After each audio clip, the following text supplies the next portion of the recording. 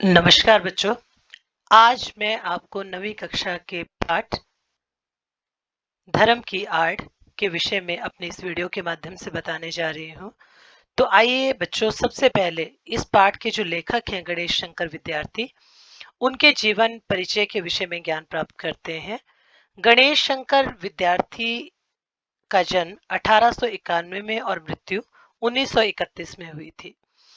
गणेश शंकर विद्यार्थी का जन्म मध्य प्रदेश के ग्वालियर शहर में सन 1891 में हुआ। एंट्रेंस पास करने के बाद वे कानपुर करेंसी दफ्तर में मुलाजिम हो गए थे, वहां वो नौकरी करने लगे थे। फिर 1921 में प्रताप साप्ताहिक पत्र उन्होंने अपने आप निकालना शुरू किया, जो उस समय का एक प्रख्यात अखबार था। विद्यार्थी आचार्य महाप्रसाद द्विवेदी को वे अपना साहित्यिक गुरु मानते थे। साहित्य के क्षेत्र में उनके योगदान को वो बहुत अधिक सराहनीय मानते हैं। उन्हीं की प्रेरणा से आजादी की अलख जगाने वाली रचनाओं का सृजन और अनुवाद उन्होंने किया। गणेश शंकर विद्यार्थी एक क्रांतिकारी लेखक माने जाते हैं बच्चों, जिन्होंने उस समय आजादी की जो एक अलख थी, जो लौ थी, उसको जगाने का काम किया भारतीयों में। इसी उद्देश्य के लिए उन्होंने सहायक पत्रकारिता भी की थी। विद्यार्थी के जीवन का ज्यादातर समय जेलों में बीता, क्योंकि वो क्रांतिकारी इस तरह की रचनाएं लिखते थे, अनुवाद करते थे, तो अक्सर अंग्रेज सरकार द्वारा उन्हें जेल में डाल दिया जाता था। इन्हें बार बार जेल में डालकर भी अंग्रेज सरकार को संतुष्टि अर्थात संतोष नहीं मिला। वह इनका अखबार भी बंद करवाना चाहती थी, क्योंकि वह भी एक क्रांतिकारी अखबार था, जो साप्ताहिक अखबार ये निकालते थे। कानपुर में 1931 में मचे सांप्रदायिक दंगों को शांत करवाने के प्रयास में विद्यार्थी को अपने प्राणों की बलि देनी पड़ी थी। अर्थात 1931 में जो मचे सांप्रदायिक दंगे थे, उन सांप्रदायिक दंगों में इनकी मृत्यु हो गई थी। इन्होंने अपना बलिदान दिया था देश के लिए। इनकी मृत्यु पर महात्मा गांधी ने कहा था, काश ऐसी मौत मुझे मिली होती, इस तरह एक शहीद की मौत मुझे प्राप्त हुई होती। विद्यार्थी अपने जीवन में भी और लेखन में भी गरीबों, किसानों, मजलूमों, जो बहुत कुचले हुए लोग होते थे, मतलब जिन पर ज्यादा अत्याचार किया जाता था, और मजदूरों आदि के प्रति सच्ची हमदर्दी का इजहार करते हैं, बताते हैं उस हमदर्दी को। देश की आजादी की मुहिम में आड़े आने वाली किसी भी कृत्य कृत्य अर्थात कार्य या परंपरा को वे आड़े हाथों लेते थे। अर्थात वे उस पर बोलते थे, उस पर अपनी प्रतिक्रिया व्यक्त करते थे। एक मुहावरा है, आड़े हाथों लेना। देश की आजादी उनकी नजरों में सबसे महत्वपूर्ण थी। आपसी भाईचारे को नष्ट भ्रष्ट करने वालों की वे जमकर खबर लेते थे, अर्थात उनके विरुद्ध बोलते थे। ये भी मुहावरा है बच्चों, जमकर खबर लेना। उनकी भाषा सरल, सहज, लेकिन बेहद मार्मक और सीधा प्रहार करने वाली होती थी। मार्मक भाषा उस भाषा को बोला जाता है जहां हम व्यंग्यात्मक रूप से किसी पर तीखा प्रहार करते हैं, तीखा कटाक्ष करते हैं। प्रस्तुत पाठ, ये जो धर्म की आड़ आपके सिलेबस में दिया गया है, हमारी विषय सूची में शामिल है।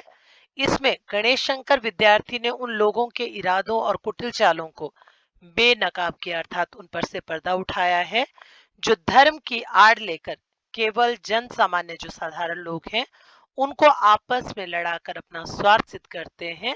उसी की फिराक में वो हमेशा इसी इंतजार में, इसी मौके की तलाश में रहते हैं। फिराक होता है मौके की तलाश में रहना। धर्म की आड़ में अपना स्वार्थ सिद्ध करने वाले हमारे ही देश में हो, ऐसा नहीं है। ऐसा गणेश शंकर विद्यार्थी अपने इस लेख में बताते हैं। विद्यार्थी अपने इस पाठ में दूर देशों में भी धर्म की आड़ में कैसे कैसे कुकर्म अर्थात बुरे कार्य हुए हैं, कैसी कैसी अनीतियां अर्थात नैतिकता से बाहर बातें हुई हैं, कौन कौन लोग, वर्ग और समाज उनके शिकार हुए हैं, इसका खुलासा करते हैं, अर्थात इसके बारे में हमें इस पाठ में बताते हैं। तो सबसे पहले इस पाठ में जो कुछ टिप्पणी आई हैं बच्चों, शब्दार्थ आए हैं कठिन, उनके विषय में ज्ञान प्राप्त करना आवश्यक है, क्योंकि उर्दू के भी बहुत से शब्द यहाँ आए हैं। उत्पात का अर्थ है उपद्रव या खुराफात, ईमान का अर्थ है नियत या सच्चाई, और जालिमों का अर्थ है जाहिल, अनपढ़ या गवार या मूर्ख, ये जाहिल होते हैं। वाजिब का अर्थ है उचित, उपयुक्त या यथार्थ। बेजा का अर्थ है गलत या अनुचित। अट्टालिकाएं, ऊंचे ऊंचे मकान या प्रासाद। और साम्यवाद ये विचारधारा है बच्चों, कार्ल मार्क्स द्वारा प्रतिपादित राजनीतिक सिद्धांत जिसका उद्देश्य विश्व में वर्गहीन समाज की स्थापना करना था। कार्ल मार्क्स ने साम्यवाद विचारधारा को चलाया था समाज में। उनका यह मानना था कि समाज में वर्ग नहीं होने चाहिए, एक ऐसा समाज स्थापित होना चाहिए जिसमें ऊंच नीच के आधार पर कोई वर्ग ना हो, सभी समान होने चाहिए। वोल्शेविज्म सोवियत क्रांति के बाद लेनिन के नेतृत्व में स्थापित व्यवस्था थी, उसको बोल्शेविज्म का नाम दिया गया है। धनाढ्य का अर्थ है धनवान या दौलतमंद, और स्वार्थ सिद्धि का अर्थ है अपना स्वार्थ पूरा करना। अनियंत्रित का अर्थ है जो नियंत्रण में ना हो, अवमानना जिसकी अवहेलना की जाती है। धूर्त का अर्थ है छली या पाखंडी, और खिलाफत का अर्थ है खिलाफ का पद, पैगंबर या बादशाह या कोई प्रतिनिधि होना किसी पदवी पर, वो खिलाफत है। एक होता है खिलाफ, खिलाफ होता है विरुद्ध, पर ये खिलाफत है बच्चों, ये उर्दू का शब्द है। इसका अर्थ होता है कोई पदवी खलीफा की जैसे हम देते हैं, पैगंबर या बादशाह। मजहबी का अर्थ है धर्म विशेष से संबंध रखने वाला। प्रपंच का अर्थ है छल या धोखा, और उदार का अर्थ है महान, दयालु, ऊंचे दिल वाला। भल मनसाहत का अर्थ है सज्जनता या शराफत, और कसौटी का अर्थ है परख या जांच। ला मजहब का अर्थ है जिसका कोई धर्म मजहब ना हो, अर्थात जो व्यक्ति नास्तिक हो उसको ला मजहब माना जाता है। तो आइए बच्चों इस पाठ की एक सारपूर्ण चर्चा करते हैं कि इस पाठ में मुख्य रूप से दिया क्या गया है। परीक्षा की दृष्टि से यह पाठ महत्वपूर्ण है बच्चों, इसमें से बहुत से प्रश्न आते हैं। तो आइए शुरू करते हैं। धर्म की आड़, जो हमारे पाठ का शीर्षक है धर्म की आड़। लेखक गणेश शंकर विद्यार्थी ने हमें इस पूरी रचना में यही बताया है कि धर्म की आड़, आड़ का मतलब उसका सहारा लेकर, उसके पर्दे में जो धर्म है हमारा, हमारे समाज में हम ऐसे देश में रहते हैं जहां विभिन्न धर्मों वाले लोग रहते हैं, तो वहां जो हमारे राजनीतिक पक्ष के लोग हैं वो उस धर्म की आड़ में, उस धर्म का आड़ का मतलब है उसका सहारा लेकर अपने स्वार्थ को, अपने मतलब को सिद्ध करते हैं। गणेश शंकर विद्यार्थी बताते हैं कि हमारे इस भारत देश में धर्म की धूम है, अलग अलग प्रकार के धर्म वाले लोग यहाँ रहते हैं, और इस देश में जगह जगह पर इसी धर्म और ईमान का अर्थ होता है बच्चों नियत के नाम पर उपद्रव किए जाते हैं, लड़ाई झगड़े चलते रहते हैं, और जिद भी की जाती है कि धर्म और ईमान पर ही। रमुआ और बुद्धू मियां धर्म और ईमान को जाने या ना जाने, परंतु इनके नाम पर उबल पड़ते हैं। रमुआ और बुद्धू मियां ऐसे लोगों को कहा गया है जो इन धनी व्यक्तियों और राजनीतिक व्यक्तियों के प्रभाव में आकर लड़ने के लिए तैयार हो जाते हैं। उबल पड़ना भी मुहावरा है, एकदम उत्साहित हो जाना किसी बात को लेकर, और जान लेने और जान देने के लिए तैयार हो जाते हैं। अक्सर हम अपने समाज में ऐसी घटनाओं को देखते हैं कि राजनीतिक दलों के भड़काने पर लोग बिना कुछ सोचे समझे, जो हमारा गरीब वर्ग है वो बिना कुछ सोचे समझे अपनी जान न्यौछावर करने के लिए और दूसरों की जान लेने के लिए तैयार रहता है। देश के सभी शहरों का यही हाल है, अगर हम देखें, किसी एक शहर की बात नहीं है। उबल पड़ने वाले साधारण आदमी का इसमें केवल इतना दोष होता है कि वो कुछ समझता बूझता नहीं है, गणेश शंकर विद्यार्थी कहते हैं, और दूसरे लोग जो स्वार्थी होते हैं वो उन्हें उस ओर जोत देते हैं, अर्थात उस ओर लगा देते हैं जिस ओर उन्हें उसे लगाना होता है, और वो भी बिना सोचे समझे उसमें जुट जाता है, अर्थात लग जाता है। यथार्थ दोष है कुछ चलते पुर्जे पढ़े लिखे लोगों का, जो मूर्ख लोगों की शक्तियों और उत्साह का दुरुपयोग इसलिए कर रहे हैं कि इस प्रकार जाहिलों के बल पर वे अपना नेतृत्व और बड़प्पन कायम रख सके, अर्थात अपने स्वार्थ की सिद्धि कर सके, अपने स्वार्थ को पूरा कर सके। इसके लिए धर्म और ईमान की बुराइयों से काम लेना उन्हें सबसे सुगम मालूम पड़ता है। इसका अर्थ है बच्चों कि धर्म एक ऐसा नाम है हमारी व्यवस्था में कि अगर हम धर्म के आधार पर लोगों को भड़काना चाहे तो सबसे ज्यादा आसानी से भड़का सकते हैं। ये बहुत सरल है, ऐसा गणेश शंकर विद्यार्थी मानते हैं कि जब हम लोगों को धर्म का नाम लेकर भड़काते हैं तो वे जल्दी भड़क जाते हैं। साधारण से साधारण आदमी तक के दिल में ये बात इस तरह बैठी हुई, अर्थात अपने धर्म को लेकर वो इतना पोजेसिव है या इतना मानते हैं, इतना कर्तव्यनिष्ठ है अपने धर्म को लेकर कि धर्म और ईमान की रक्षा के लिए वो अपना प्राण देना भी वाजिब समझते हैं। वाजिब का अर्थ होता है बच्चों सही समझते हैं। बेचारा साधारण आदमी धर्म के तत्वों को क्या जाने, लकीर पीटते रहना ही वो अपना धर्म समझते हैं। लकीर पीटता रहना भी मुहावरा है, इसका अर्थ है कि जो कुछ उनको मिलता है, अंततः जो कुछ उनको सिखाया जाता है, केवल उसी को वो सही मानते हैं। उसकी इस व्यवस्था से चालाक लोग इस समय बहुत बेजा फायदा उठा रहे हैं, बहुत अधिक फायदा उठा रहे हैं बिना वजह के। पाश्चात्य देशों में धनी लोगों की और गरीब मजदूरों की झोपड़ी का मजाक उड़ाती हुई अट्टालिकाएं आकाश से बातें करती है। यहाँ एक बहुत बड़ा व्यंग्य प्रस्तुत किया हमारे सामने गणेश शंकर विद्यार्थी ने। बच्चों, आप सभी जानते हो कि विदेशों में पाश्चात्य देश जो है, वहाँ बड़े बड़े बिल्डिंगों वाले जो मकान है, बड़ी बड़ी जो बिल्डिंगे, ऐसी इमारतें, बड़ी ऊंची ऊंची इमारतें बनी हुई हैं और साथ में गरीबों की झोपड़ियां भी हैं। तो उन ऊंची इमारतों को देखकर ऐसा लगता है मानो वो गरीबों की झोपड़ियों का मजाक उड़ा रही हो, जो आकाश तक ऊंची इमारतें बनी हैं। गरीबों की कमाई से ही वे मोटे पड़ते हैं। गणेश शंकर विद्यार्थी ने यहाँ और एक व्यंग्य किया है कि अगर ये लोग इतनी ऊंचाई तक पहुंचे हैं तो इसका कारण भी ये गरीब मजदूर हैं जो झोपड़ियों में रहते हैं, और उन्हीं के बल का प्रयोग करके ये हमेशा इस बात का प्रयत्न करते हैं कि गरीब हमेशा चूसे जाते रहे, अर्थात उनका दुरुपयोग किया जाए, उनसे फायदा उठाया जाए।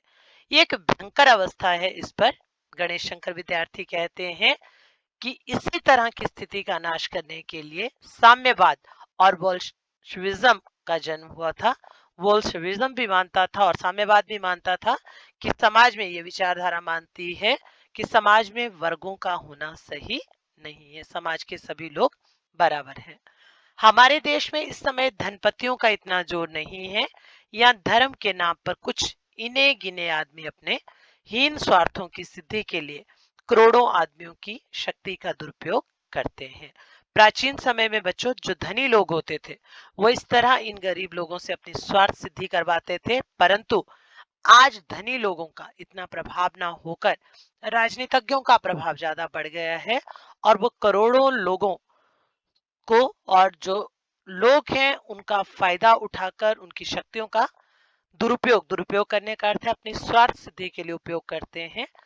गरीबों का धनाढ्यों, धनाढ्यों का अर्थ होता है धनी व्यक्ति जो है, उनके द्वारा चूसा जाना, चूसा जाना का अर्थ है उनका शोषण करना, इतना बुरा नहीं माना गया है हमारे समाज में जितना बुरा ये माना गया है कि वहां धन की मार, यहाँ बुद्धि पर मार है। वो केवल धन देकर अपनी स्वार्थ सिद्धि करते हैं जो धनी व्यक्ति हैं, पर यहाँ तो जो राजनीतिज्ञ हैं वो उन लोगों की बुद्धि पर ही कब्जा कर लेते हैं और उनसे अपनी स्वार्थ सिद्धि करवाते हैं। बुद्धि पर मार का अर्थ है उनकी सोचने समझने की शक्ति पर अंकुश लगा देना, उस पर प्रतिबंध लगा देना। वहां धन दिखाकर करोड़ों को वश में किया जाता है और फिर मन माना धन पैदा करने के लिए उनको जोत दिया जाता है, अर्थात लगा दिया जाता है और अपना स्वार्थ पूरा किया जाता है।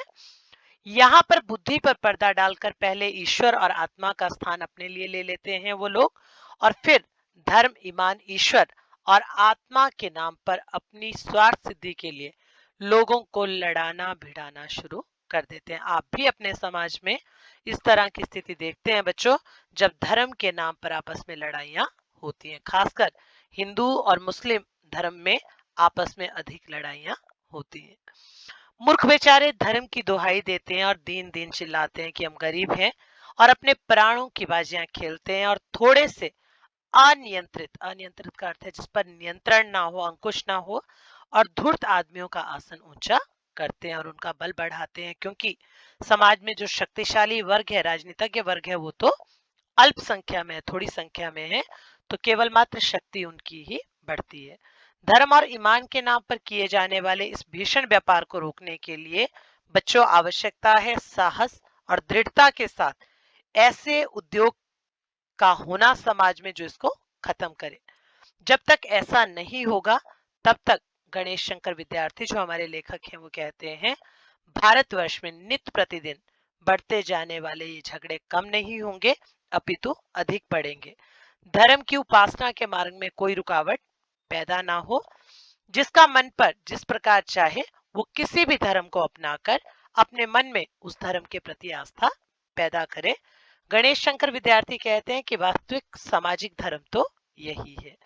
धर्म और ईमान मन का सौदा हो, ईश्वर और आत्मा के बीच का संबंध हो, आत्मा को शुद्ध करने और ऊंचे उठाने का साधन हो। वास्तविक धर्म उसे माना जाना चाहिए वो किसी दशा में भी, दशा मतलब हालत में, किसी दूसरे व्यक्ति की स्वाधीनता को छीनने या कुचलने का साधन ना बने। ये धर्म होना चाहिए। आपका मन चाहे उस धर्म को आप मान ले और दूसरों का मन चाहे तो उस प्रकार का धर्म वो माने। दो भिन्न धर्मों को मानने वाले लोगों से टकरा जाने का कोई स्थान ना हो। यदि किसी धर्म के मानने वाले कहीं जबरदस्ती टांग अड़ाते हो तो उनका इस प्रकार का कार्य देश की स्वाधीनता के विरुद्ध समझा जाना चाहिए। ये गणेश शंकर विद्यार्थी के विचार हैं। देश की स्वाधीनता के लिए जो उद्योग किया जा रहा है उसका वो दिन निस्संदेह अत्यंत बुरा था जिस दिन स्वाधीनता के क्षेत्र में खिलाफत मुल्ला, मौलवियों और धर्माचार्यों को स्थान दिया जाना आवश्यक समझा गया था आजादी के बाद। इस प्रकार से उस दिन हमने स्वाधीनता के क्षेत्र में एक कदम पीछे हटकर रखा था। अर्थात हम स्वाधीन तो हो गए थे पर पूर्ण रूप से हम स्वाधीन नहीं रहे। हम धर्म के आधार पर आपस में लड़ते ही रहे।